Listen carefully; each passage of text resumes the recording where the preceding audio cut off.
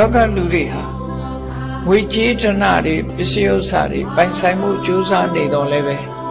လူရဲ့ဂုဏ်သိက္ခာကိုပိုင်ဆိုင်မှုကြမကြိုးစားကြဘူးမေ့နေကြတယ်အရေးကြီးတာ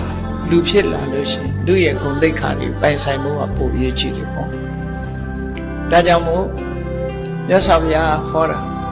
ကိုယ့်ရင်ထဲမှာအမုန်းတရားကင်းပြီလားသူများမကြည့်နဲ့ကိုယ့်ရင်ထဲမှာကိုမကျေနပ်တဲ့ကိစ္စတစ်ခုသို့မဟုတ်ကိုမနှိမ့်မြို့တဲ့အရာတစ်ခုဖြစ်လာလို့ရှိရင်ဒေါသဖြစ်သလားသို့မဟုတ်ကိုဟာကိုနဲ့မတည့်တဲ့ပုဂ္ဂိုလ်အပေါ်မှာဆွဲဆွဲမြဲမြဲမုန်းတီးခြင်းတွေမုန်းတီးတဲ့စိတ်တွေအညှိုးတေးတွေကိုမှရှိတယ်ဒါပဲစစ်ဆေးရမှာဖြစ်အဲ့ဒါစစ်ဆေးကြည့်လို့ဘယ်သူ့ပေါ်ဖြစ်မကျေနပ်ဘူးမကျေနပ်လို့အခွင့်အရေးဆောင်ပြီးတော့ကလေးစားချေမယ်ဆိုတဲ့စိတ် revenge ဆိုတာမျိုးပေါ့နော်ဒီပြည့်စကားတွေတော့မသိဘူးအိန္ဒိယစကားတွေရဲ့ theme ကိုပြောရမယ်ဆိုလို့ရှိရင်တော်တော်များများအိန္ဒိယစကားတွေကိုကြည့်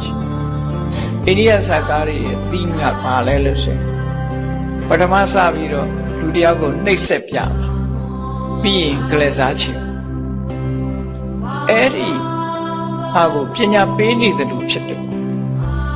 ကိုရီးယားစကားတွေတော့မသိဘူးလေဘာဦးစားပေးရိုက်နေတယ်တော့မသိဘူး